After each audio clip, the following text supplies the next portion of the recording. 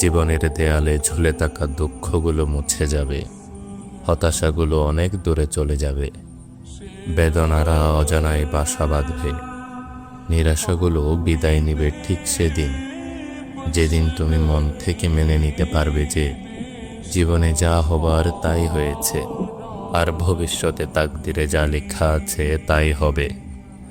দুঃখ আর আফসোস করে লাভ নেই, পেরেশানি আর দুঃখ করে কখনো তাকদিরের লিখিত জিনিস কখনো পাল্টানো যায় না।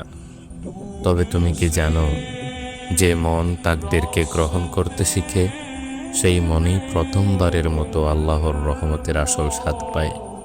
কারণ যেটা চলে গিয়েছে সেটা হারায়নি, বরং তোমার জন্য আল্লাহর রহমতের দরজা খুলে দিয়েছে।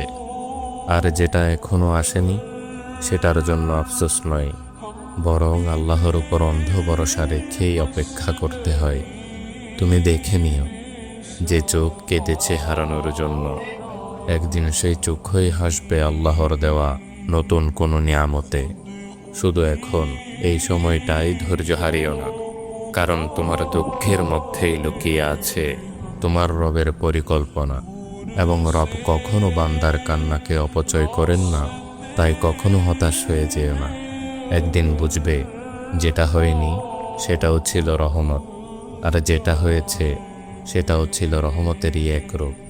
শুধু একটু সবর আর একটু পূর্ণ ভরসা রেখো তোমার প্রিয় রবের উপর। দেখবে জীবনে যত দুঃখ আসুক সব কিছুই আল্লাহর রহমত মনে হবে, ইনশাআল্লাহ।